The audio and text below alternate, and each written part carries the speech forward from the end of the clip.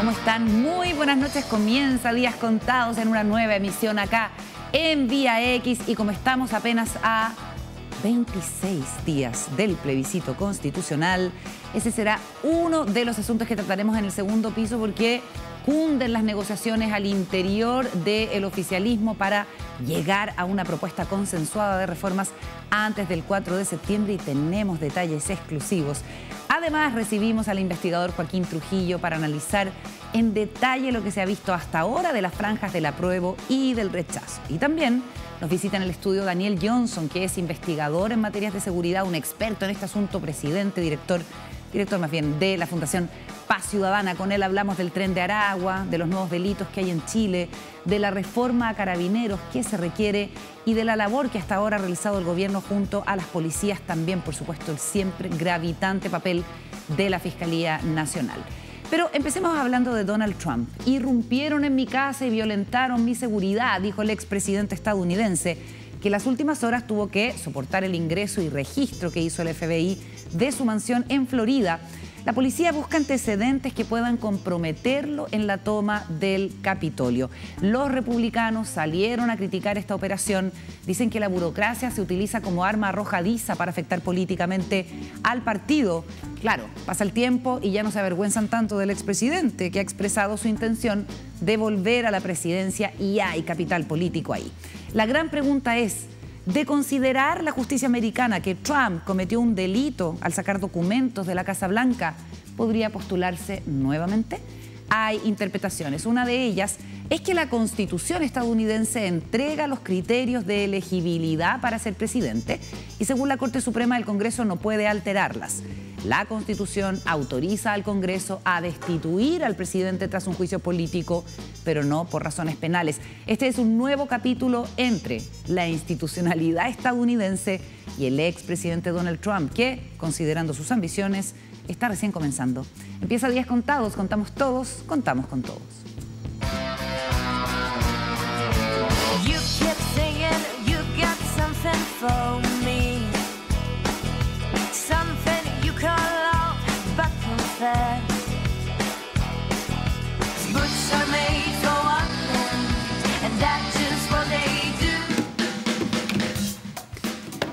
Saludamos a nuestros panelistas. Iniciamos esta edición de Días Contados. Juan Diego Montalva, ¿cómo estás tú? Muy bien, Carolina. Paula Walker, ¿qué tal? Muy buenas noches. Bien, Carolita. Oye, ayer no alcanzamos a comentar y hacer el debido homenaje que gente de nuestra generación está mandatada a hacerle a Olivia Newton-John, fallecida ayer a los 73 años. Qué manera de marcarnos esa mujer, que era como la chica dulce, la chica linda, la niña cándida, pero fue mucho más que eso. Hizo mucho por varias generaciones de adolescentes, hombres y mujeres. ¿Qué te parece, Paula? A mí me trajo un montón de recuerdos. Pensé que, de hecho, la música es increíble, ¿eh? La música te abre los ojos así, a recuerdo, y te los pone arriba de la mesa, se caen así como un piano. Y me acordé que esta fue la primera película que yo elegí. Gris Brillantina, dices tú. Que le dije a mi mamá que me llevara a ver Gris Brillantina. Y fuimos, efectivamente, al cine. Y ahí descubrí que las crespas... Oye, pero este es un remix que atentatorio que las crespas, contra la memoria y la nostalgia. Que las crespas eran malas y las lisas eran las buenas. Toda la razón, pues, claro. Que ella era la Cándida de pelito liso, Sandy, de pelito liso, y ahí cuando se pone brava... Cuando quiere acción, ahí está, se encrespa, ¿viste? Hermosa. Y ahí está Dani. Oye, vieron qué lindo el mensaje de John Travolta. ¿Qué dijo? Me conquistaste el minuto en que nos conocimos. Y que ella había hecho la vida de todos ellos mejor. Exactamente. Y ya nos encontraremos, siempre tuyo, tú Dani, tú John. Porque Dani era el nombre del personaje, pues tú sabes. Ah, mira. Oye, ¿tú no viste Gris Brillantina? Sí, la vi. Ya, Juan Diego pregunta qué es lo que hizo Olivia Newton-John. Yo diría que transformó en música sentimientos muy propios de la adolescencia y el crecimiento. Y sobre las crespas y la maldad y las lisas y la bondad, hay que decir que el antagonista yo soy Sandy antes yo soy Sandy ahora. de ponerse hot, Paula Walker. Mira, ahí está, hot. Soy hot. La antagonista de Olivia Newton-John en la película era la gran Stoker Channing, que interpretaba Rizos. Sí, pues. Y era morena y Tal crespa cual. y con los ojos así, de gato.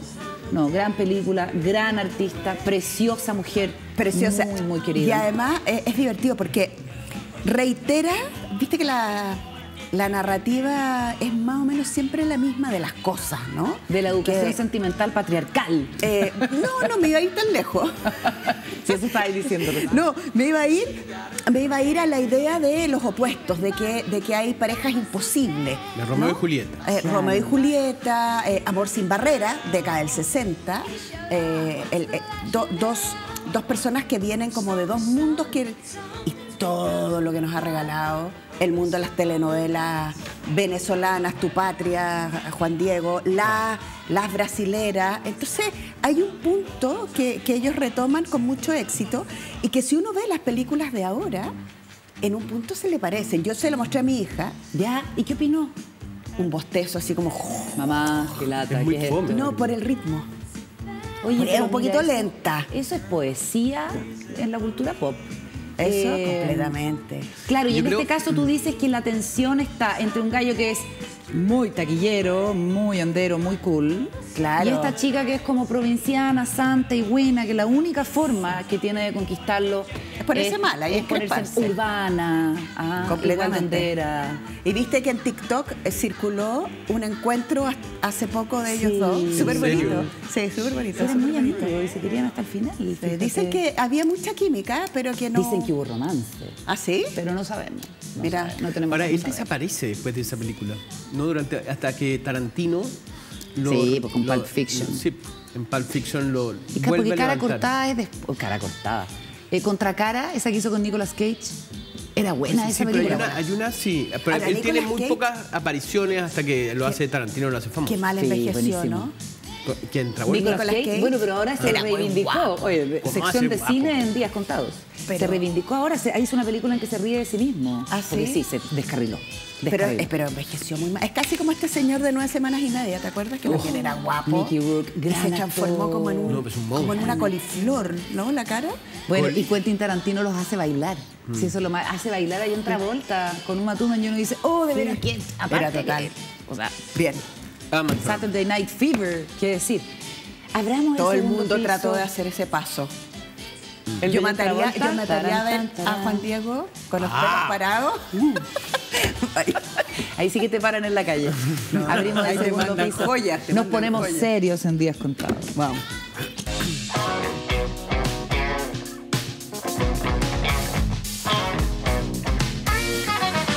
En realidad no tenemos para qué ponernos tan serios, ¿no? Porque Tú dijiste serio. la gravedad está flotando en el ambiente a 27 días del plebiscito como... ¿26? Dudé. ¿Cuántos eran? 26. Según vimos en nuestro calendario.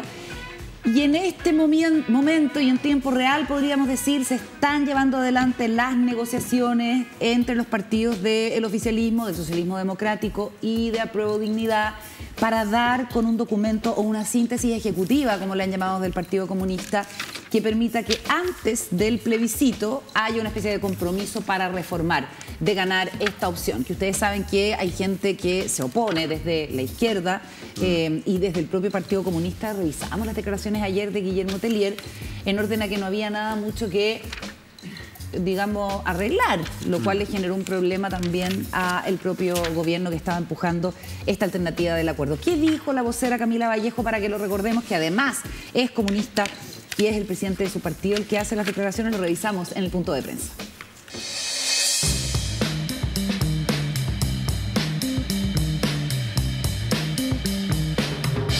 Vuelvo a reiterar que soy vocera de gobierno y no del Partido Comunista, en el cual, por cierto, milito orgullosamente.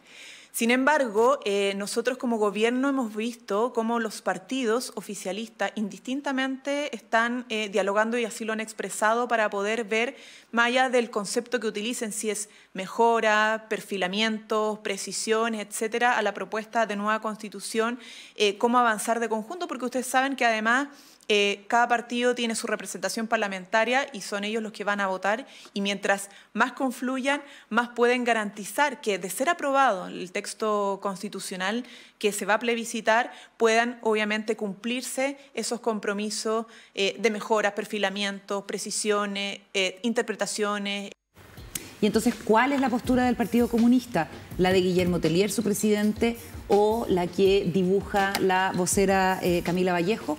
Influyentes personeros del Partido Comunista me han dicho que es esta última la postura que está tomando el partido, y que en ese sentido las palabras de Guillermo Tellier no se condicen con el espíritu con el que el Partido Comunista está enfrentando en este momento las negociaciones. Recordemos que son los presidentes de los partidos los que están llevando adelante estas negociaciones, y que antes del jueves, están trabajando todo a máquina, pero antes del jueves es difícil que pueda darse a conocer un documento, por la sencilla razón de que el presidente de Revolución Democrática, que es el senador Juan Ignacio Latorre, tiene que sesionar el día miércoles. Así es que el jueves aparecería esta síntesis ejecutiva o documento de los acuerdos que el presidente Boric o quien sea mandatado desde el oficialismo podría socializar durante el fin de semana. Son días y horas claves porque viene el trabajo de campo de las encuestas de la próxima semana, y ya luego el 20 de agosto se acaban las encuestas. Entonces, hay pocos días para medir la reacción de la ciudadanía frente a un acuerdo político como este. ¿Cómo lo van viendo?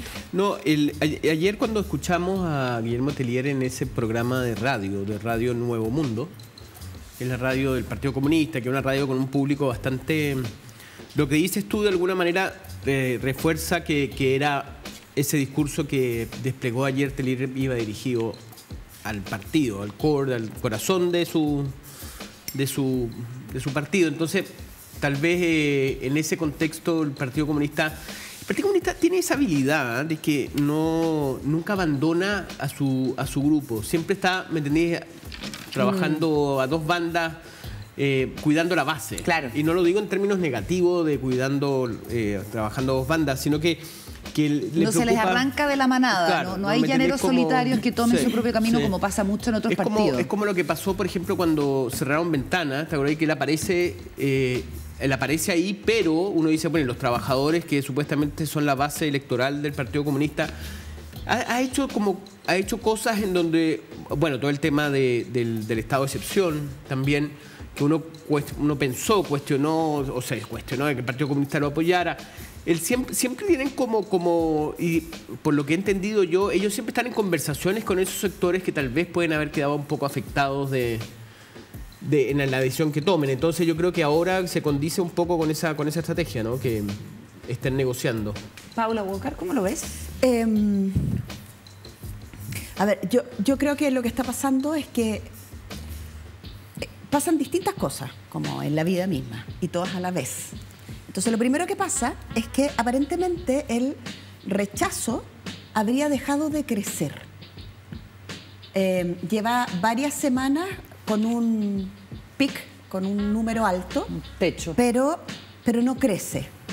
Y por otro lado, el apruebo empieza a ganar terreno y empieza a crecer. Pero no según la última cadena. Claro, que pero aparece es que más bien estancado. Lo que importa en las encuestas es la tendencia. Y la tendencia de uno es un cierto techo y la línea del otro que va subiendo con inclinaciones que irán variando dependiendo... Claro, porque ahí la tendencia del apruebo es que, si bien tuvo un salto en la última semana, diría yo, ahora como que llegó a un... Si uno mira para atrás, el primer salto se genera cuando el propio presidente de la República dice que puede haber una flexibilidad para pensar en un apruebo con distintos apellidos, que es cuando da su cuña sobre que, independiente del resultado del 4 de septiembre, el gobierno tendrá que seguir adelante y este proceso se retrotrae al inicio. Eso ya generó como un movió la aguja. Entonces, lo que yo quiero decir es que el estudio y las personas mirando qué pasa con la opinión pública, la franja.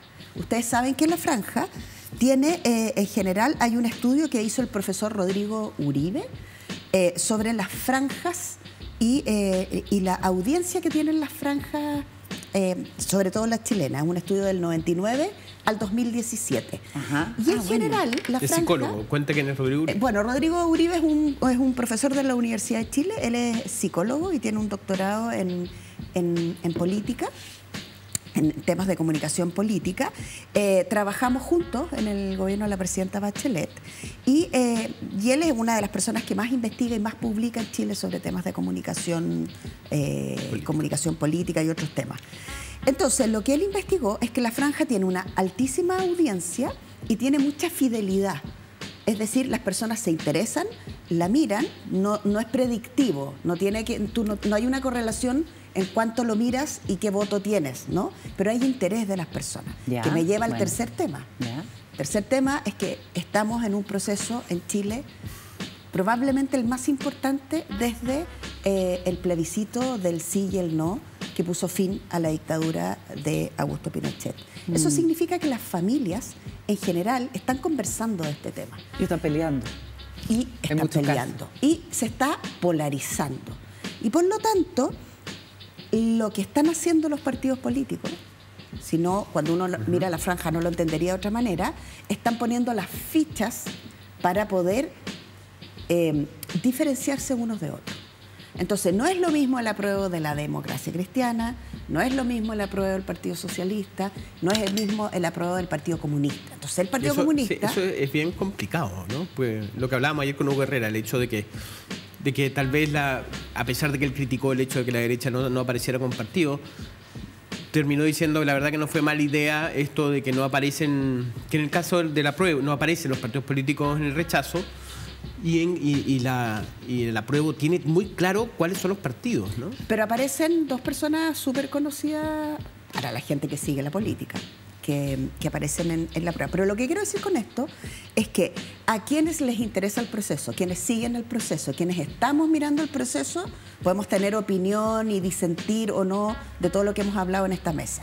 Sin embargo, hay un montón enorme de personas que no están interesadas en el proceso, que no han ido a votar en muchísimos años. O sea, si uno mira hacia atrás, hay prácticamente la mitad de las personas que están habilitadas para votar no han votado en las últimas, los últimos 20 años. Claro, ¿de qué es voluntario? Entonces, no tenemos fue 2010, idea... diría yo, 2000, por ahí, primer gobierno de No tenemos idea cómo votan esas personas y qué moviliza a esas personas para ir a votar. Si es la emocionalidad, si es que un grupo político diga el texto no tiene ningún cambio y no le voy a... O, por el contrario, estamos disponibles a hacer muchos cambios, o gente que en realidad dice, me da lo mismo, porque la Constitución no me sirve a mí en mi vida cotidiana.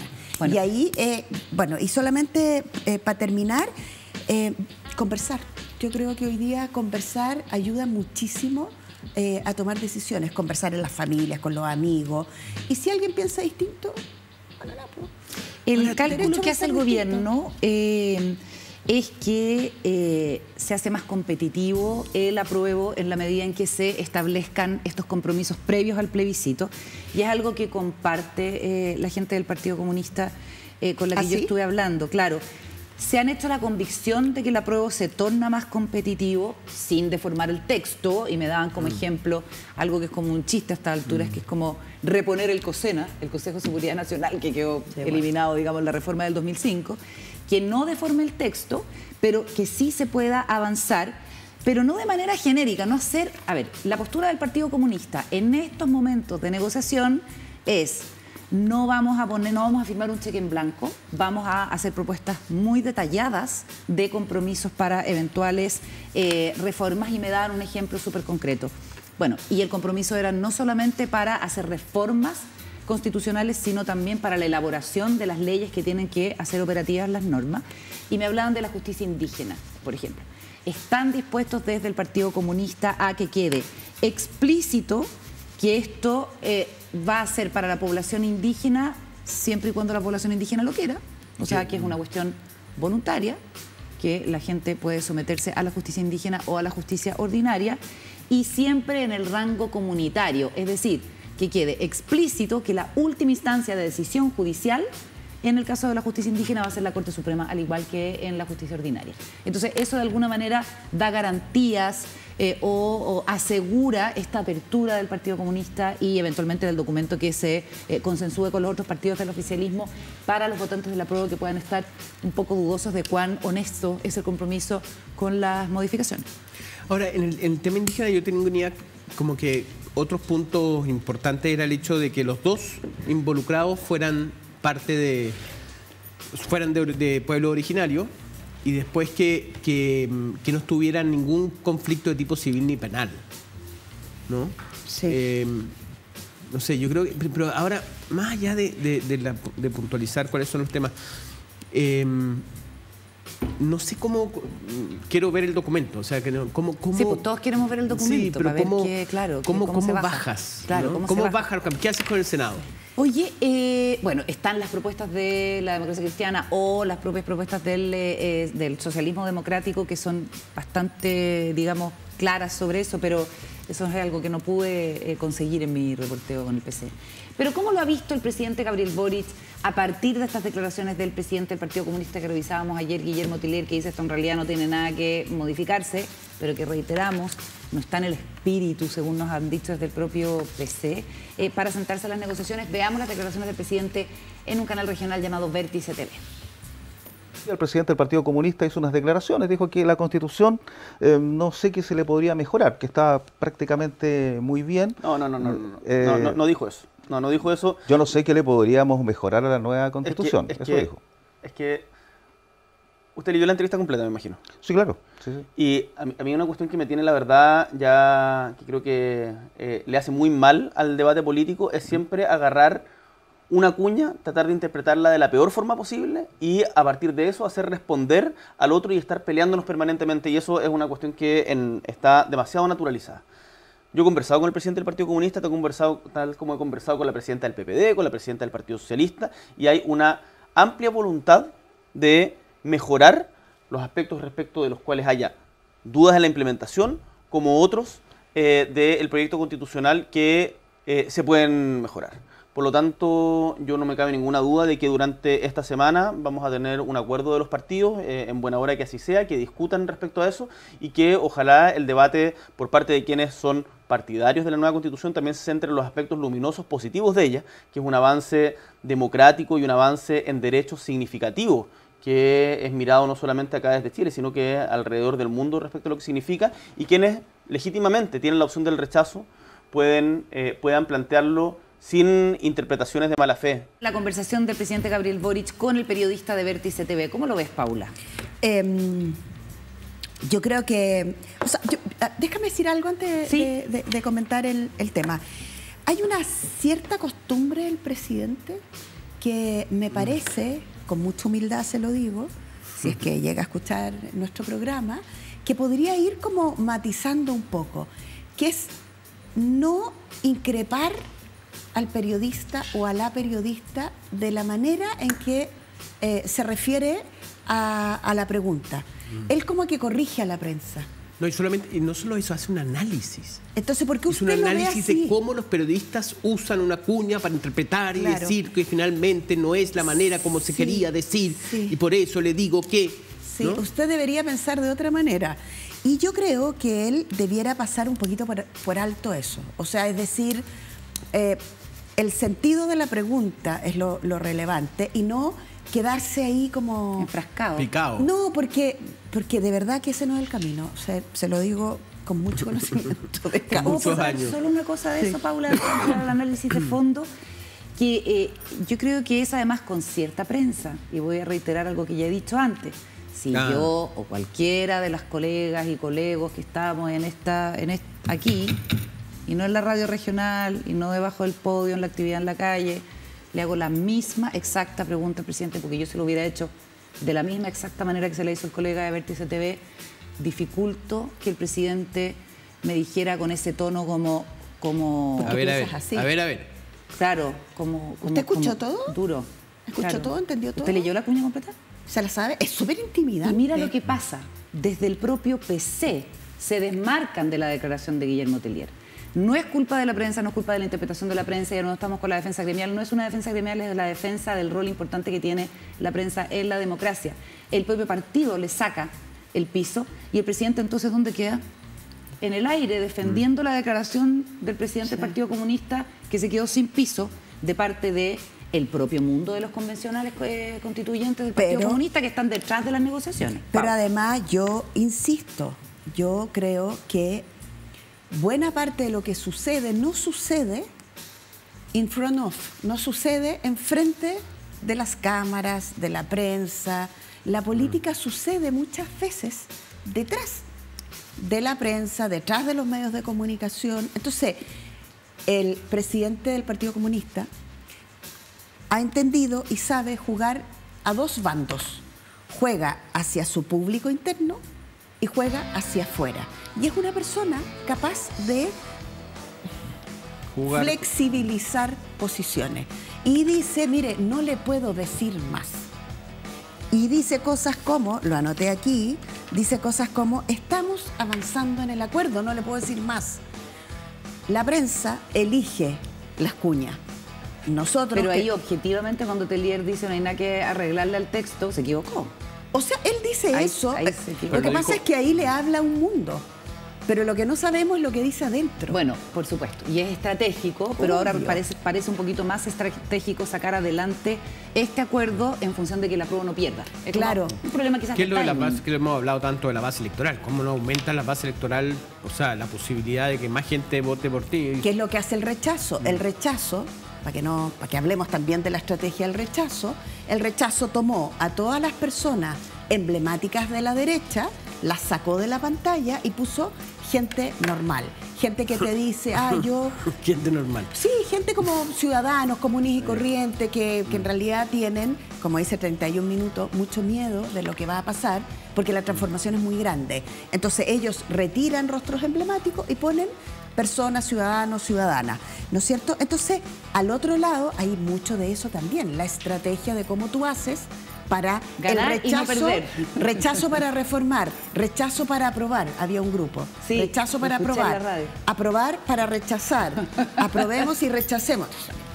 Oye, la verdad es que no es fácil para las personas. Nos vamos a ir a la pausa. Al regreso vamos a estar conversando con Daniel Johnson, que es director de Paz Ciudadana, porque hay un montón, a propósito de miedo, el tren de Aragua es como la pesadilla, ¿o no? Bueno, vamos a hablar de eso con base en datos, en información, las cosas que se están haciendo bien, las cosas que faltan por hacer, todo al regreso con Daniel Johnson. Y además aquí en el estudio, a propósito de las franjas, lo que decía la Paula, una columna de Agustín Esquella sobre qué es esto de hablar de amor en las franjas, qué bicho los picó.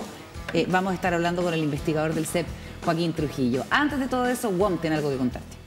De regreso en Días Contados, saludamos a nuestro entrevistado de hoy, Daniel Johnson, director ejecutivo de la Fundación Paz Ciudadana, exdirector del Servio de la Región Metropolitana. Pero bueno, 5 años trabajando en la Fundación. Muchas gracias, Daniel, por estar con nosotros. Muchas gracias por invitarme, feliz. Yo no podría decir que es el tema por lejos que más preocupa a la ciudadanía. Ya no es como se solía decir que era amplificado por los medios de comunicación.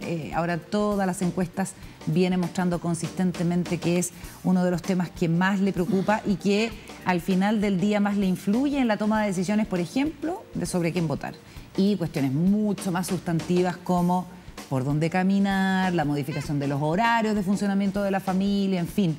¿Cómo describirías, para partir desde lo más general, el momento que estamos viviendo en materia de seguridad? Mira, hay varias formas de tratar de medir cuánto es la inseguridad y cuánto es el daño que está generando el delito en un país. Pero en Chile lo que no hay lugar a dudas es que estamos viviendo un momento en que la ciudadanía está más atemorizada que nunca. Y si bien se suele separar como el delito de la inseguridad y se trata de pensar incluso que, mira, la inseguridad pareciera no tan grave si no está respaldada por un delito que le esté causando daño, la verdad es que las mismas encuestas muestran que el daño que genera la inseguridad puede ser más grande aún que el delito. Así es.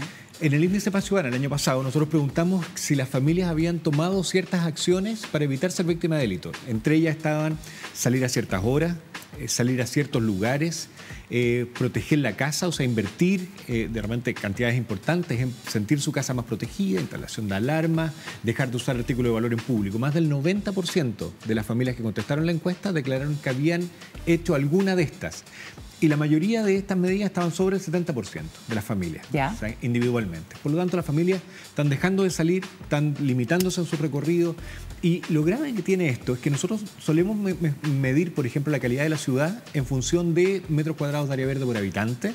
Nos escandalizamos que hay unas comunas que tienen 7, otras que tienen 1, según el acceso a transporte público. La verdad es que el área verde, si no es percibida como un lugar seguro, da lo mismo que tengamos un área verde increíble, no sirve de nada porque no va a ser utilizada. Entonces, la seguridad está en la base para poder hacer utilizable cualquier inversión pública y por lo tanto debería ser considerada en el minuto en que se diseñan todas estas inversiones públicas.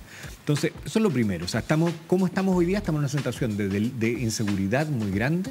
Sentimos que estamos en general muy atemorizados de ser víctimas de delitos y eso está generando un daño muy importante a la población porque está dejando de poder gozar de los beneficios de un montón de infraestructura y de otros servicios que tenemos. Perfecto. Ahora, tú hablas de nuevas tipologías criminales. Me interesa que entremos ahí y que lo, digamos, tratemos de vincular con un término que ahora es como la pesadilla viviente para todo el mundo, que es el famoso tren de Aragua. Hablemos de las nuevas tipologías de delito y de la influencia también de organizaciones criminales continentales en nuestro país. Mira, si bien la cantidad de delitos, y esto quizás contestando como amarrando la primera y la segunda pregunta, si bien la cantidad de delitos en Chile no ha aumentado de una manera importante, nosotros en Chile tenemos pocas herramientas para medir cuántos daños está generando el delito. ¿Por qué? Porque mezclamos peras con manzanas. En general, por ejemplo, y porque no hay muchas herramientas. Nosotros acabamos de inventar aprovecho promocional, el índice de daño del delito que ya permite comparar. Antiguamente nosotros usábamos los delitos de mayor connotación social. Entonces uno cuenta delitos. Y puede ser que los delitos hayan aumentado de un año a otro, pero es muy distinto si los delitos que aumentaron fueron los hurtos, por ejemplo, y bajaron los homicidios, claro, que si aumentaron los homicidios y bajaron los hurtos. O sea, puede ser que tengamos una mayor cantidad de delitos, pero puede ser que el daño que ese delito en conjunto está generando sea mucho más bajo. Entonces, no podemos seguir contando delitos. Tenemos que medir qué tipo de delito y qué daño están generando en la ciudadanía. Y en la pandemia bajaron en general prácticamente todos los delitos. Fue bien impresionante. Nosotros tuvimos el índice de victimización más bajo en el índice Paz Ciudadana, esta encuesta que hacemos todos los años, el índice más bajo de toda la serie histórica, de más de 20 años. Nunca habíamos tenido tan pocos delitos de robo que lo que nosotros medimos. Pero el ENUSC también, la encuesta que hace el gobierno, claro, la Nacional de Seguridad Urbana, que la hace el INE. Que la hace, claro, la Subsecretaría de Prevención del Delito es la que hace toda la coordinación y se la encarga al INE para que haga el trabajo de campo. Es una encuesta grande, la más grande que se hace en seguridad en Chile, y también mostró lo mismo, los índices más bajos de familias victimizadas de los últimos años. Entonces estamos teniendo poca cantidad de delitos, pero está bajo el daño y ahí es donde uno empieza a hacer estos matices. Y lo que estamos viendo es que los homicidios, si bien el año 2021 fue un año que bajaron con respecto al 2020, si comparamos una serie más larga con respecto al año 2013-14, tenemos alrededor de un 70% de aumento en los homicidios en Chile. Entonces, si bien los homicidios siguen siendo relativamente pocos cuando lo comparamos con el resto de América, un aumento del 70% es en una tendencia sostenida. De hecho, ahora el año 2022 siguen aumentando. El homicidio es el delito que hace más daño y por lo tanto no es tan desalineado de la realidad del nivel de temor que tiene la ciudadanía. Absolutamente. O sea, no es por cantidad, sino por tipología de delito. Estamos más vulnerables a sufrir un daño más grande por el delito que está ocurriendo. Podríamos decir que han disminuido los delitos en general, pero que dentro de esa cifra han aumentado delitos más graves, y que eso podría explicar que el nivel de temor esté más alto que nunca en esa misma encuesta. Así es. Eso es lo que sentimos. Pero por un lado, los homicidios que aumentaron mucho. En la ENUSC no aparecen tan aumentados, de hecho aparecen descendiendo levemente con respecto al año anterior. Ya. Los robos con violencia, robos con intimidación, pero no con respecto al 2019, que fue el año que tenemos que comparar, porque ahí es donde tenemos mediciones antes de la pandemia. Claro, prepandemia. Y claro, los delitos más violentos suelen bajar menos en estas situaciones de pandemia, y además tenemos nuevas tipologías. O sea, la ciudadanía está enfrentándose a algo desconocido y eso evidentemente genera una sensación de temor mucho más grande. O sea, además de que los delitos que no disminuyeron y que siguieron aumentando fueron los más violentos, como los homicidios, además estamos percibiendo una situación delictual desconocida. Y eso evidentemente hace que nos sintamos mucho más inseguros. ¿Los nuevos delitos se pueden correlacionar con la aparición de organizaciones criminales extranjeras? Se puede relacionar con importación de ciertas tipologías delictuales y con bandas delictuales y con crimen organizado. Y eso es lo grave. Y ese crimen organizado, sí, hay casos en que sabemos que hay bandas y hay organizaciones criminales que ya han entrado a Chile, que están operando aquí, como el gran famoso Tren de Aragua. ¿Qué tiene de especial el Tren de Aragua? ¿Cómo opera? El nivel de violencia y el nivel de redes internacionales. Entonces tiene modo distinto. Las formas de atemorizar, las formas de tomarse los territorios, es una forma mucho más típica de bandas de otros países, en el fondo, americanos también, en que usan de una manera extrema la violencia para poder posicionarse rápidamente como la banda que tiene la supremacía en cierto territorio y tomar el control de este.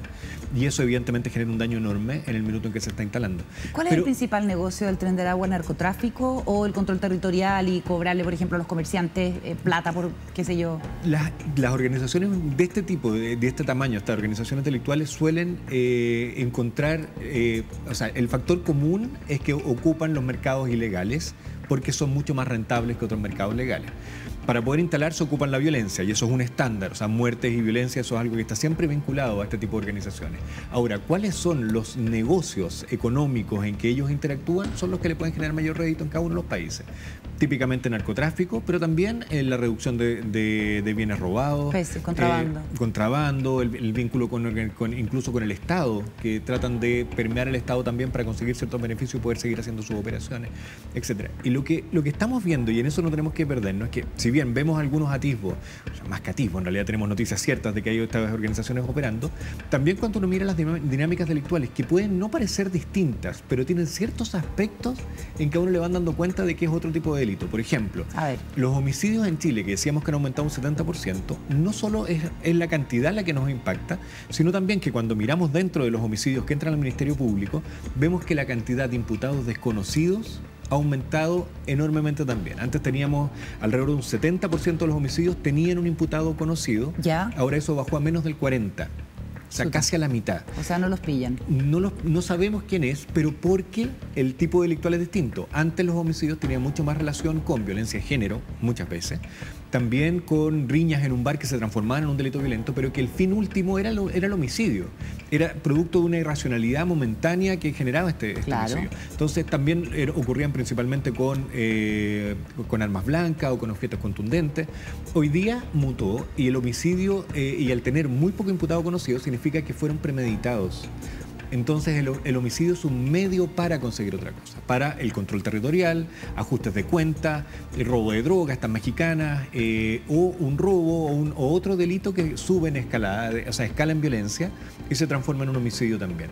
Todas esas tipologías, al ser premeditadas, logra ocultarse la persona que lo está cometiendo y por eso que no tenemos un imputado conocido. Y esos delitos tienen más que ver con crimen organizado. Y lo mismo pasa con los vehículos. Seguimos muy preocupados por las encerronas, por los portonazos, pero también los vehículos están apareciendo mucho menos una vez que hacen una encerrona que lo que aparecían antes. ¿Y por qué? Porque ahora es una...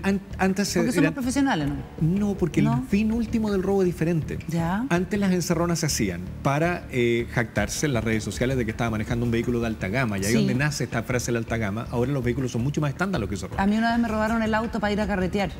Los chicos me decían, tía, es que vamos a ir a carretear. Eso pasaba.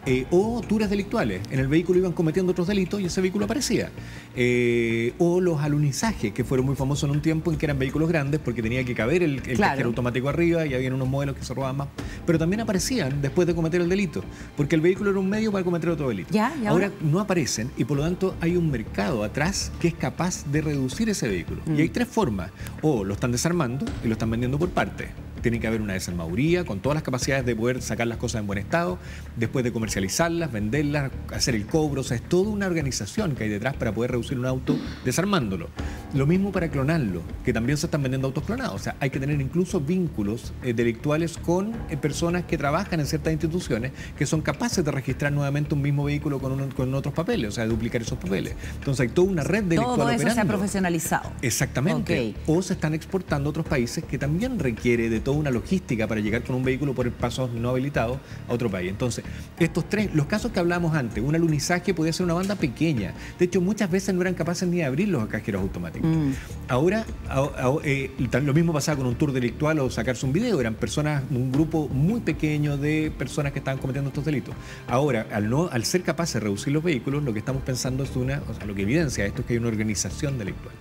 Y por eso que decimos que el cambio de tipología, lo que nos están mostrando los homicidios, la nueva aparición de los vehículos, el aumento, la proliferación de armas de fuego en los delitos, todos esos son indicios claros de que tenemos organizaciones criminales que están operando y eso significa que hay que cambiar la manera de perseguirlas. Pasado mañana tú vas a estar en una actividad importante en que se lanza la unidad consultiva de la reforma a Carabineros, la forma en que el gobierno quiere avanzar en la necesaria reforma a la institución uniformada. Veamos lo que dijo el subsecretario del Interior, Manuel Monsalve, sobre este asunto y seguimos conversando en la mesa con Paula Walker y Juan Diego Montalva junto al director de Paz Ciudadana, Daniel Johnson. En conjunto con la ministra del Interior vamos a relanzar el Consejo Asesor para la reforma de las policías y la reforma de Carabineros de Chile. La reforma es una forma de fortalecer las instituciones. Muchas veces se ve las reformas como una amenaza, pero justamente las tareas de formación, de ingreso a las escuelas de formación de Carabineros de Chile, mejorar la carrera funcionaria para que efectivamente sea un estímulo mantenerse al interior de la institución, tener mejores programas de retiro, tener también mejores programas de formación para mejorar el desempeño policial, son tareas propias de la discusión en materia de una reforma. Y el Consejo Asesor que se va a lanzar el día viernes lo que busca es que el gobierno tenga una contraparte a las propuestas que hace. Y por lo tanto no sea la voz solo del gobierno y de las instituciones del gobierno respecto a lo que debe hacer. Ya, el gobierno está claramente ocupándose de reactivar la reforma a Carabineros. Tú has sido invitado a una de esas instancias. Antes te presento a Paula y a Juan Diego, con quienes estaremos también interrogándote, Daniel. ¿Qué expectativa tienes de esta nueva convocatoria? A ver, la necesidad me hace tener una expectativa alta. O sea, yo creo que hay que llevar adelante un proceso de reforma importante y tenemos la voluntad de Carabineros. O sea, según uno escucha el discurso del general director de Carabineros el 27 de abril, perdón, es su aniversario de la institución, el discurso incluyó la reforma como su eje estructurante. Entendida como una oportunidad para mejorar el desempeño de la institución. O sea, se entiende ya que la ciudadanía muta, cambia en sus necesidades permanentemente y que por lo tanto una institución no puede seguir con las mismas metodologías que tenía hace 50 años atrás. Tenemos que pensar en una institución que sea flexible, que tenga la capacidad de adaptarse a las necesidades de la ciudadanía. Eso es algo ya transversalmente reconocido, incluso por la misma institución, por Carabineros de Chile, quieren iniciar un proceso de reforma. Ahora, la capacidad que creemos que hay que instalar para poder llevar adelante un proceso de reforma es muy importante. Entonces no bastan con consejos asesores, no basta con una unidad, sino que tenemos que tener la certeza de que el proceso se conduce con una institucionalidad que tenga la capacidad que tenga la fuerza primero, que sea reconocida transversalmente de manera política, cosa que esto se transforme en una política de Estado, y que tenga el empuje para llevar la reforma durante todos los años que requiere, porque una reforma de este tipo no se hace en un año, o sea, parte desde el ingreso, y por lo tanto va a tener efecto en cuando esas personas que van ingresando y que se van seleccionando de una manera distinta, que se van formando de una manera distinta, que van viviendo los ascensos de una forma distinta, va a empezar a tener efectos mucho más en el mediano y en el largo plazo y por lo tanto tiene que ser sostenida en el tiempo. Eso es lo que queremos ver. Queremos ver no solo con consejo asesor, sino capacidad de institucionalidad que sea capaz de llevar adelante un proceso de reforma. Daniel, Juan Diego. este tema lo estamos hablando hace no del 2019, que fue un tema que obviamente copó todos los medios y toda la cuestión, sino de mucho antes. ¿Por qué se ha demorado tanto la reforma de Carabineros?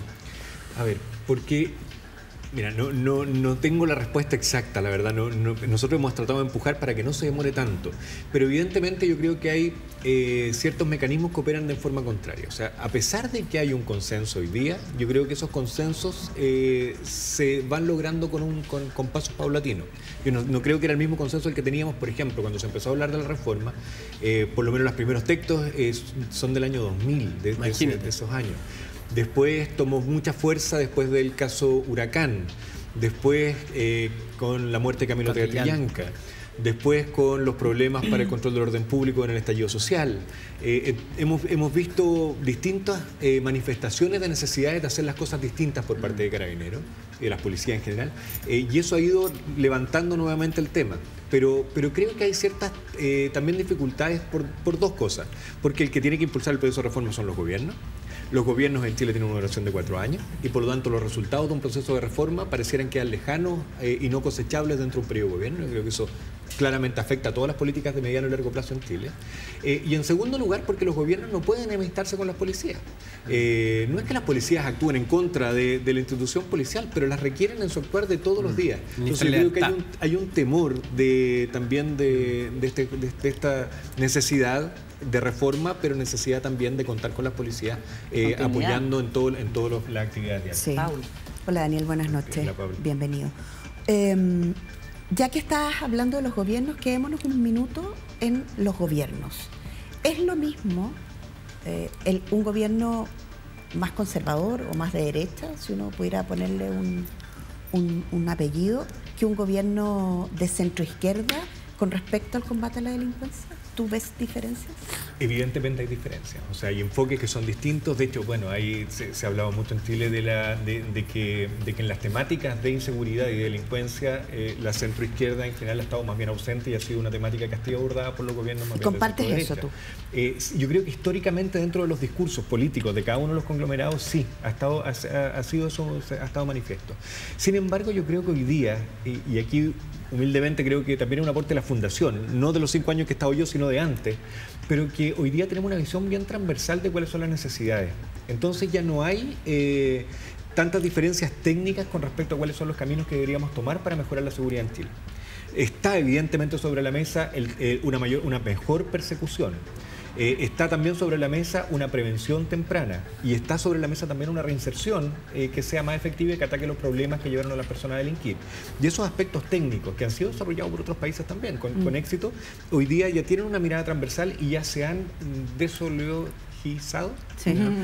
Desideologizado. Y entonces eso yo creo que ha llevado a una mirada mucho más transversal. Sin embargo, sigue estando el problema de que las soluciones se ven como soluciones de mediano y largo plazo y por lo tanto dificultades para los gobiernos de turno de poder implementarlas porque no van a ser cosechables después. Discúlpame, los déficits de los gobiernos más bien de centro izquierda, evidentes, ¿cuáles han sido?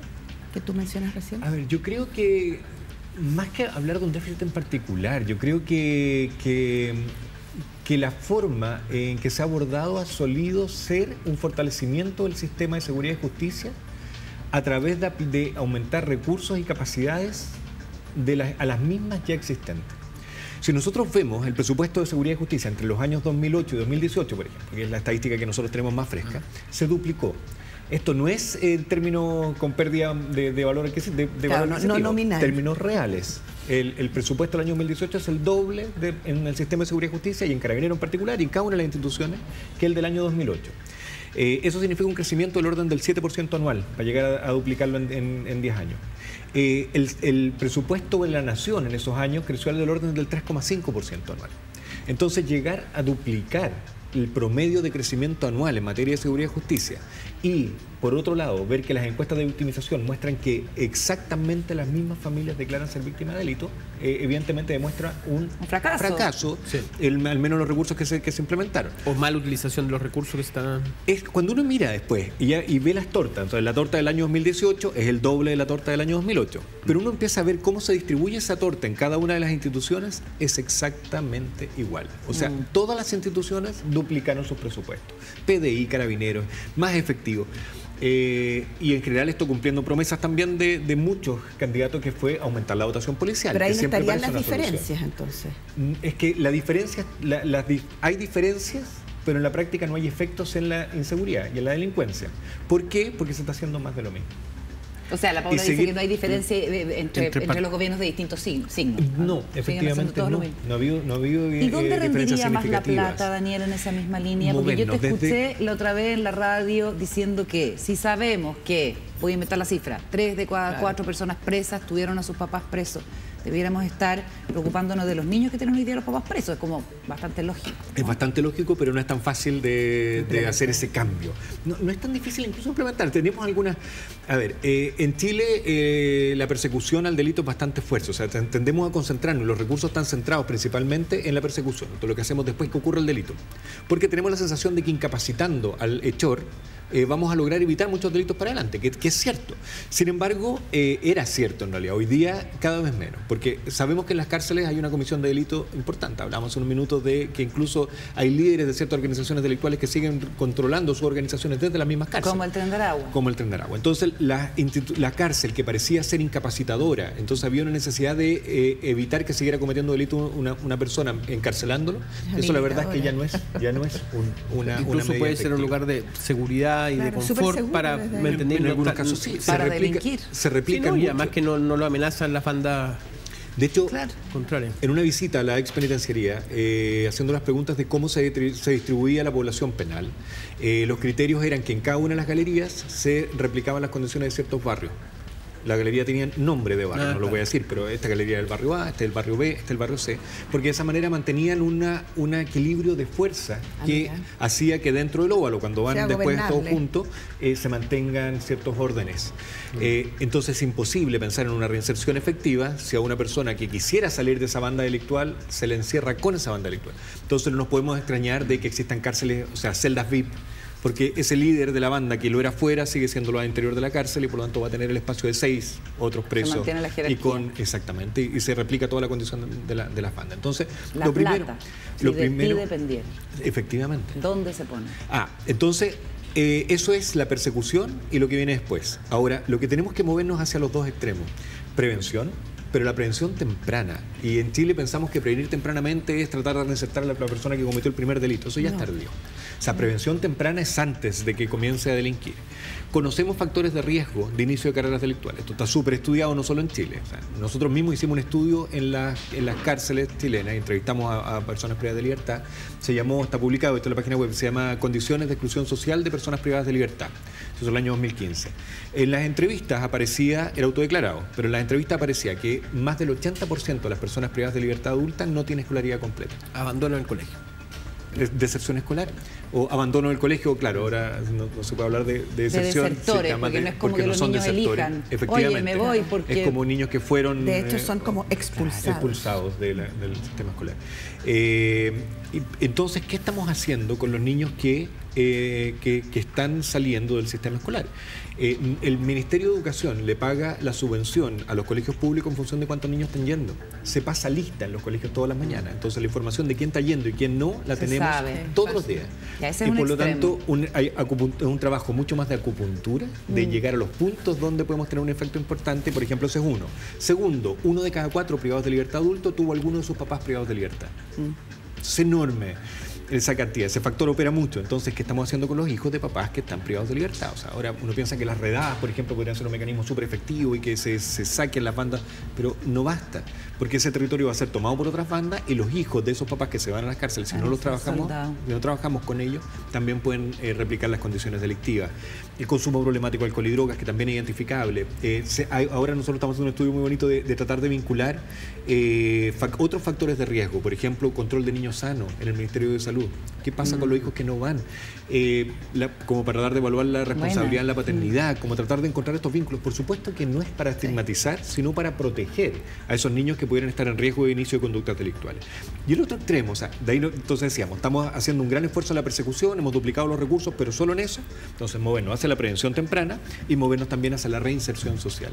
Y para eso la reinserción social es completamente inútil. O sea, hoy día no tiene ningún efecto. O sea, no existe. No es inexistente. O sea, no hay una persona que delinque va a volver a delinquir. Tenemos nosotros... O sea, es terrible. Perdón, para complementar sin eso, una persona que sabe que tiene un hijo o una hija adolescente con alguna adicción, tampoco tiene dónde ir. Porque el sistema no da abasto y son personas que terminan entrando en ese mundo tempranamente. Mira, hay programas y por lo tanto hay resultados evaluables, que eso es súper importante. De reinserción. De adicciones, Senda tiene programas y el problema es la escala. sea, ¿cómo lo masificamos? Claro, para que tengan, para que totalmente pueda cubrir. insuficiente. Y otro problema que tenemos en los programas de reinserción, a ver, nosotros hicimos este estudio también de cuánto se reincidían en realidad. No es de reinserción, no puede evaluarlo, es más difícil evaluarlo, pero la reincidencia sí es mucho más fácil de evaluar. Y las estadísticas nos daban que en 3 años después de cumplida la primera condena, más del 50, el 51% volvían a ser condenados. Más del 70% volvía a tener contactos con el sistema de justicia. O sea, con la dificultad para condenar que tiene el sistema. Si el 50% es condenado antes de 3 años, la verdad es que no estamos haciendo una reinserción. ¿Qué problemas tenemos en la reinserción? Yo creo, y 2 cosas que tenemos que solucionar. Uno, son cómo medimos los resultados.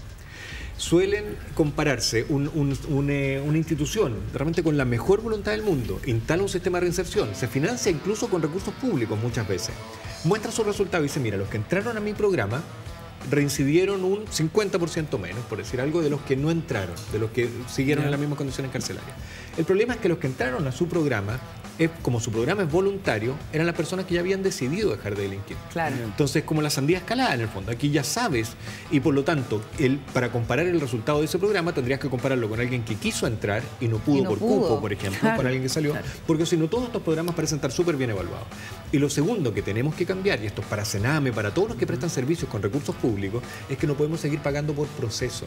No le podemos pagar por cuántos niños atendió. Si el objetivo es reinserción social, tenemos que pagarle por cuántos quedaron reinsertados en la sociedad después de un tiempo.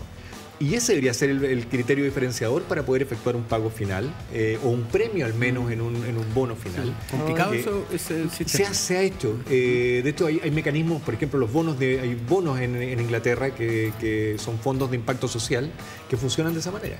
Que se paga ese premio en función de que tenga resultados al final. Oye, se nos acabó el tiempo. Efectivamente. Desgraciadamente, porque teníamos muchísimo tema, la preocupación de Daniel por la baja en las denuncias, la gente no está confiando para hacer denuncias, eso también está en números críticos, pero te vamos a tener que invitar de nuevo porque realmente no tenemos cómo alargar el programa para un tema que genera tanto interés. Muchísimas gracias, Daniel, y vamos a estar atentos a cómo te va con esta actividad en que el Ministerio del Interior trata de ponerle tracción a la reforma a Carabineros. Que estés muy bien. Igual, muchas gracias. Gracias. Pausa, a la vuelta hablamos de la franja política y el momento constitucional junto a Joaquín Trujillo en Días Contados. No se vayan. Y en pleno escenario constitucional recibimos a Joaquín Trujillo, investigador del CEP, abogado, experto en literatura, doctorando en esta materia, autor de un libro muy interesante, muy celebrado sobre Andrés Bello. ¿Cómo estás, Joaquín? Bienvenido. Muy bien, muchas gracias por invitarme. Oye, qué mundano imaginarte sentado viendo la franja en ambas emisiones. ¿Por qué te interesa? Pero es que ya no ocurre así, pues, Carola, porque en el fondo la franja ahora la gente no se junta a verla como antiguamente, como en torno al fogón de la televisión, sino que la gente la ve en YouTube, la gente la ve en videos en Instagram, o sea... como que ya no es lo que era antiguamente, que se generaba como una reunión familiar en torno a la franja. O sea, hoy día es hoy día la puedes ver varias veces. Es un consumo caótico. A ver.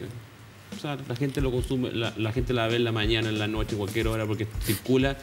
O sea, no se transmite un solo momento en el día, sino que quedan los registros en la ¿Y eso, web. eso es bueno o es malo? Tiene algo bueno y tiene algo malo. Tiene algo bueno que libera como a la teleaudiencia como de los timings de la televisión, pero al mismo tiempo tiene algo malo que cuando se juntaba la familia completa en el ritual de la franja, se generaba como una especie así como de comunidad política todos los días, un mes antes de las elecciones, algo así. ¿Cómo lo has visto, los contenidos de la franja? Yo creo que repercute esto mismo en los contenidos, porque los contenidos en el fondo se convierten en contenidos mucho menos graves de lo que, o menos solemnes de lo que eran antiguamente, menos épicos también, como que tienden también a aparecerse también más de lo que uno creyera que se van a aparecer. O sea, ¿se van a aparecer el apruebo y el rechazo? Sí, o sea, no en el contenido, sino que en las maneras, en los estilos. ¿En la tecla que tocan? Exactamente, por ejemplo. O sea, esto de que todos hablan del amor, una cosa como ese tipo. O sea, hay como ideales supuestamente comunes, formas comunes con contenidos distintos, digamos. El apruebo y el rechazo quiere amor. Todos quieren el amor, pero el problema es que ¿cuál es el significado oculto de ese amor? A ver. Fíjense, porque por ejemplo, lo que criticaba Agustín Esquella, digamos, como la banalización del amor. Ya, déjame darle un poco de contexto. El ex convencional Agustín Esquella escribió una columna en El Mostrador donde dice que Bicho le picó a los publicistas que están tratando de convencer a la ciudadanía que vote apruebo o rechazo con esto de que el amor es muy importante, se hizo con amor la convención en el caso del apruebo, o hay que rechazar por amor, etcétera, cuando eso no es un argumento para el foro político. Paula. Sí. No, a ver, en el fondo es raro lo de la franja, ¿no? Porque lo que yo he escuchado y lo que he visto, pero en este caso, sobre todo a mí me importa lo que le pasa a las personas que se enfrentan a la franja. Y del círculo más cercano, las personas te dicen, la franja del apruebo es dispersa. La franja del rechazo es como, tiene algún hilo conductor.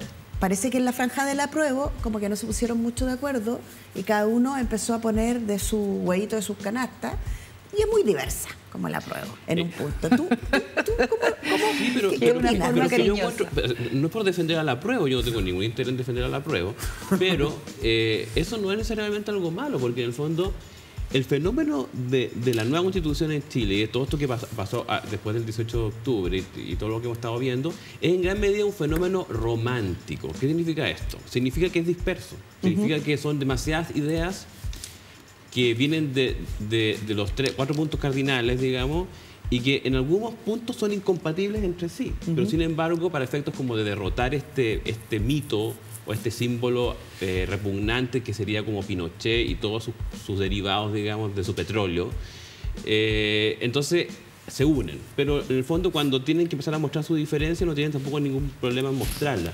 La idea de que tengan que estar todos demasiado unidos en una sola idea, ¿cierto?, en una idea fija, es una cosa muy anticuada también, que tiene que ver con con la idea leninista de la política. O sea, aquí todos los factores románticos para el lado.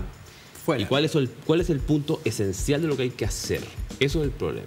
Bueno, esa manera de hacer la política, que fue la manera del siglo XX, de repente quizás ya no es la que va a ser en el futuro. A ver, que representaría un poco al PC, ¿no? Este apruebo solo. Claro, el PC un poco es más de esa línea, como de tener mucha claridad, supuestamente claridad, respecto de lo que hay que hacer. Pero los demás, digamos, son románticos. Son seres humanos normales. Tienen lleno de contradicciones. Sí, lleno de contradicciones. Algunos tienen algunas teclas pegadas en algunos temas, otros en otras.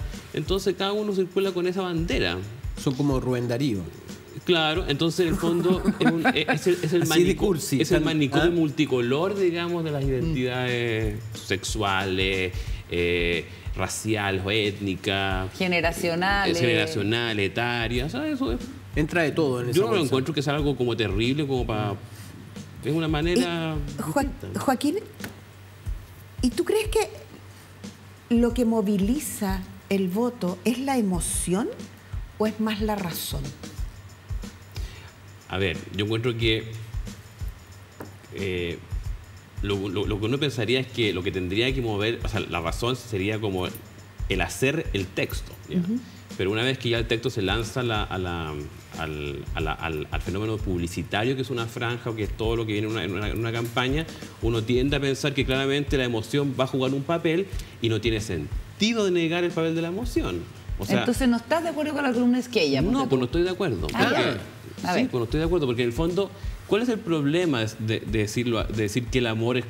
Ya, el amor es más fuerte, alguien podría decir. Ya, es una manera de pensarlo que yo encuentro que puede tener razón en algún sentido. Y la galería te responde, no. Claro, no, ya. Parafraseando al Papa. Claro, pero fíjese una cosa. Lo que hay que, más que descartar la importancia que pueda tener el concepto del amor en esto, hay que hacer, como por así decirlo, la lectura psicopolítica, ¿cierto? De qué significa que le estemos dando importancia a esa palabra y a ese concepto. Y yo creo que aquí lo que falta para entenderlo mejor es un apellido que tiene el amor en este caso, que es el amor propio. Porque, ¿qué es lo que está pasando aquí? La gente que está evocando, que está exigiendo amor, está diciendo, en el fondo, así como en el subtexto, tú me mandaste una carta de amor, que es esta Constitución, y en realidad no es una carta de amor. es una carta de odio. Tú en realidad me odias. Tú en realidad dijiste que mandaste una carta de amor, pero en realidad me mandaste una carta de odio. En realidad me odias y yo, como tengo amor propio, te exijo amor. Y te rechazo esta cuestión. Y te rechazo tu carta de amor, te la tiro por la cabeza. Claro. En el fondo es un y poco... el apruebo. Y el otro dice, oye, pero en realidad, si tú me has tratado tan mal en mi vida, ¿cómo quieres que te dé tanto amor si el amor es real? Pero en realidad tú no te mereces mi amor. Estoy dañado. Estoy dañado por ti. Por lo tanto, mi carta, claro, no es tan de amor, porque ¿cómo vas a querer tanto amor? ¿Te fijas o no? Entonces por eso di que sí, porque igual me pegaste. Exacto, me maltrataste. Exacto, tú tienes que ceder porque tú me trataste mal antes. Entonces es un fenómeno que se llama psicopolítico. Entonces, frente a eso, claro, uno puede hacer como se puede convertir en un ilustrado de último tiempo y decir, oye, aquí lo que conviene es tener en cuenta las ideas de la razón. Claro, estoy de acuerdo con todo eso yo, que uno siempre tiene que darle como reconducir el fenómeno a través de la racionalidad. Yo estoy completamente de acuerdo, pero también uno tiene que ser capaz de leer el síntoma. ¿Qué es lo que está tratando de decir este problema? ¿Son puras ridiculeces nomás, son puras banalidades? No creo. Paula, ¿te convence el argumento de nuestro... Te convenzo. Estaba pensando que me encanta el argumento, porque finalmente es súper emocional el argumento. El argumento de base y lo que te moviliza. Uno quisiera ser siempre como la persona que se moviliza por la razón. Hago lo que me conviene, hago lo correcto, elijo bien, me informo y sé exactamente lo que va a ser bueno para mí, mi familia y el país. Claro. Pero por otro lado, parece ser muy cierto que las teclas que tocan son las teclas, tú decís el amor propio, pero bueno, en una de esas es las teclas también de lo que decía un convencional. Toca que ahora ellos sufran un poquito, porque hemos sufrido nosotros tanto, ¿no? Bueno, es el sadomasoquismo de esta cuestión también. Claro. No, pero no es sadomasoquismo, porque que sufran los otros, ¿no? En ese caso no, pero también tiene que ver con que tú me hiciste sufrir a mí, entonces yo te voy a hacer sufrir a ti, o sea... Y este país es muy sufrido, ¿no? No sé si tan sufrido, o sea, uno ve, oye, en el siglo XX... Anda Europa. Este país, los países americanos en general sufrieron nada. ¿Al lado de Del lado de Europa. Claro. O de China, donde murieron, no sé, 60 millones de personas. Entonces, aquí nosotros estamos en un resort. ¿Por qué esa sensación de sufrimiento? ¿Por qué esa sensación de sufrimiento? Por el poco sufrimiento. Porque lo que pasa es que las expectativas de buen trato han subido con justa razón. Y la gente se siente maltratada y abusada, pero sí hemos visto miles de episodios de eso en el último tiempo. Y cada vez, por así decirlo, como la exigencia del buen trato es mayor. Y está bien que así sea. Yo cuando la gente dice, no, da lo mismo cómo nos tratemos, aquí, generación de cristal, la gente tiene derecho a pedir que la traten bien. Es verdad. Yo encuentro que eso es una cosa mínima. Y esta idea de la unidad, de que este texto no nos une y de que lo que la gente esperaba a partir del estallido social y del acuerdo político era más unidad. Mira, yo creo que aquí hay una serie frente a eso de metáforas equívocas. Por ejemplo, lo que suscitó la casa de todos, ¿ya? Que hacía pensar en que tenía que haber algo así como un techo para Chile, digamos, a nivel nacional, como un gran techo que cubriera todo el país, digamos, y que en esta casa entraran todos. Pero en realidad, como dice el filósofo Gastón Bachelard, la casa es una imagen de la intimidad y de la privacidad, no de lo público. La casa pública es lo que llama Roberto Parra en La Negra Esther, digamos, la casa llena de puertas, ¿cierto? Que sabemos lo que es, digamos. Un lugar público es una plaza, la plaza es lo de todos. Donde todos se pueden... Pero la casa es el lugar de la intimidad. Entonces, ¿cómo vamos a poder las casas a veces pasan cosas bien terribles. Además, entonces, ¿cómo se poder lograr una casa de todos, donde todos estén de acuerdo y todos estén... Eso es como un poco un imposible. O sea, lo que uno quisiera buscar es un consenso, es el mayor consenso posible, ¿ya? Y claro, nunca va a ocurrir que esté el 100% de acuerdo con la nueva Constitución. Pero tampoco uno puede pretender hacer una Constitución con el 50% más uno. O sea, en rigor la democracia funciona con el 50% más uno, en el fondo. Pero antes de ese fondo, especialmente tratándose de una constitución que está hecha para durar mucho tiempo, uno esperaría que se tratara como de llegar a puntos de consenso donde pueda haber por lo menos la aprobación, el porcentaje de aprobación. O sea, tú dices una constitución de revancha en ese sentido. Ese argumento que tú estás dando me hace pensar. Sí, o sea, en caso que ganara suena la prueba. muy fuerte decirlo como que revancha, ¿cierto? Pero en todo caso, si fuera una revancha, no sería la revancha tan dura que fue lo de Pinochet. La Constitución del 80. Claro, porque eso estuvo acompañado de una dictadura gigantesca con gente... De aniquilación. De aniquilación de opositores. Entonces, yo encuentro que sería una revancha, digamos, de menor, pero eso no quiere decir que no sea grave y que no sea violento hacer algo así hoy día, porque como vuelvo a repetir, los estándares de comportamiento y de buen trato han subido en Chile. Entonces, no es como que se pueda hacer una cosa así tan fácil tampoco.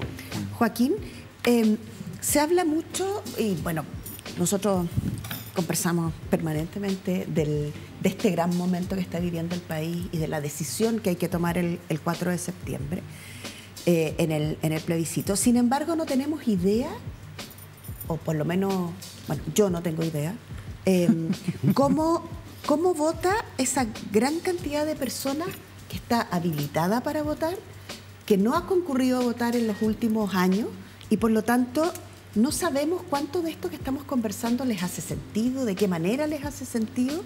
¿Tú qué piensas de esa cantidad de personas que no ha ido a votar y que ahora, en teoría, debieran ir a votar porque el plebiscito es obligatorio, pero que no intuimos por dónde va? Es un misterio y es un iceberg que va a entrar un día por la ventana, porque realmente... con lo del voto voluntario, mucha gente que podría haber votado quedó supuestamente fuera. O sea, porque quiso, digamos, y ahora va a tener que entrar. Y por lo que dicen las encuestas, esa gente... O sea, en la medida que uno ve las encuestas que toman el 100% del padrón, tiende a subir el rechazo. Entonces, uno podría pensar que esa gente... No sé si es que rechace esto o rechaza todo. Claro. ¿Se fijan o no? Porque yo no sé si sea un rechazo contra esta Constitución o hay un rechazo contra toda la política en general. Lo que venga de ella. ¿Se fijan? Buen punto. Claro. Y las Puede elecciones ser. vienen de ellos. No tengo idea porque eso Sí. es un misterio, pues, Pablo. Sí. O sea, son cosas, estamos hablando de cosas que no sabemos en buena medida. Ignotas. En la historia de Chile, Joaquín, ¿cómo ha sido la creación de constituciones? ¿Todas son medias traumáticas? Sí, pues, todos porque son la del 25, la del 25 terminó bastante con los militares, de alguna manera. Mire, lo que pasa es que yo creo que efectivamente esta es la primera vez que se hace una constitución, entre comillas, siguiendo los estándares más altos de la democracia, con ciertos, digamos, como cosas raras que tienen que ver con caños reservados, qué sé yo, pero la democracia, digamos, como factor principal que mueve el proceso. Las constituciones antiguas, la del 28, la del 33, la del 25, que son las más importantes, están todas, digamos, rodeadas de una situación, y la del 80, rodeadas de una situación compleja en términos de violencia y de participación de las armas. ¿Ya? Ahora, ojo con una cosa. ¿En todas están las armas? Bueno, en la del 33, sí, porque hubo una guerra civil que termina con la batalla del Lircay. En la del 25 están involucrados los militares en el origen de la Constitución. Y para qué decirle la del 80. ¿Ya? Ojo con una cosa, dijiste. ¿sí? Ibas a decir, ojo con algo. Sí, ojo con lo siguiente, que yo personalmente la Constitución del 25 me cae pésimo y la detesto. La de Alessandri. Claro, porque mi familia materna sufrió, digamos, su patrimonio se redujo casi en nada con esa Constitución, porque esa Constitución fue la que acompañó la expropiación. ¿ya? Ya. Ahora, sin embargo, fue una Constitución muy buena, pese a su origen no muy legítimo, porque acompañó en buena medida la construcción del Estado moderno en Chile y el surgimiento de la clase media, ¿cierto? Y los gobiernos radicales, y la Corfo, etcétera. Entonces, es una Constitución que en ese sentido fue muy buena, ¿ya? El problema, claro, es que tenía el problema de que no tenía segunda vuelta y suscitó el problema que sabemos el año 70, pero ocurre con este tipo de situaciones como esta Constitución que pese a tener un origen ilegítimo, se tienden a legitimar por el ejercicio, y finalmente la muerte del 25, discúlpenme que se los diga con esta cuestión, fue una muerte gloriosa, porque en el fondo tanto Allende como Pinochet la estaban supuestamente defendiendo. Claro. O sea, Allende la estaba defendiendo en la moneda y los golpistas decían defenderla con el golpe. Lo que pasa es que después no se cumplió la promesa. La promesa de Pinochet, dices tú, de defenderla. Sí. No la defendió más. Joaquín, lo último. Sí, parece que tenemos que ya irnos, pero tuvimos el otro día acá a la ministra de la Mujer. Y la ministra de la Mujer nos decía justamente de la Constitución de 1925 que había sido una constitución muy señera en términos de la ciudadanía o los derechos de la mujer. ¿Tú lo ves igual? No lo sé, porque no lo he estudiado. Yo creo que si ella dice eso tiene que ser porque es cierto. O sea, obviamente bajo esa Constitución se abrió el voto femenino, ¿cierto? Y se pudo establecer ese voto. En general fue bastante contemporáneo al voto de la mujer en muchas partes del mundo. La gente piensa que acá en Chile fue muy atrasado, pero no es tan así. En muchos países europeos muy democráticos, el voto femenino se estableció más o menos un poquito antes, ¿ya? Y claramente esa es una constitución que acompañó muy bien las grandes transformaciones del siglo XX pacíficas. Bueno. No las transformaciones violentas, las pacíficas. Súper importante. El rol del Estado fue muy... Y el rol del Estado no tampoco exacerbado. Siempre interesante conversar contigo, Joaquín, para la gente interesada en tu libro sobre Andrés Bello. ¿Cómo se llama, por favor? Se llama Andrés Bello, Libertad, Imperio, Estilo. Perfecto. Libertad, Imperio, Estilo. ¿De quién Estilo es la gran... Roneo, la editorial Roneo. El estilo es lo que Bello intenta como promover para el comportamiento de una república. O sea, cómo tiene que comportarse una república. Podríamos hacer la próxima vez un especial de Andrés Bello, si es que estás de acuerdo. Yo vengo feliz. Editorial Roneo, precioso nombre para una editorial y una preciosa además edición, la del libro de nuestro invitado que va a volver seguramente, Joaquín Trujillo. Muchísimas gracias, Joaquín, como siempre un gusto. Muchas gracias y volveré. Excelente, fantástico. Gracias. Oye, Joaquín. nos vamos, Paula Walker, que tengas una excelente noche. Igual tú, Hasta la Carolina. próxima. Hasta mañana. Chao, Juan Diego. Gracias, Chao, Juan Diego. Carolina. Muchas gracias por la Joaquín. compañía en Días Contados. Contamos todo, contamos con todos.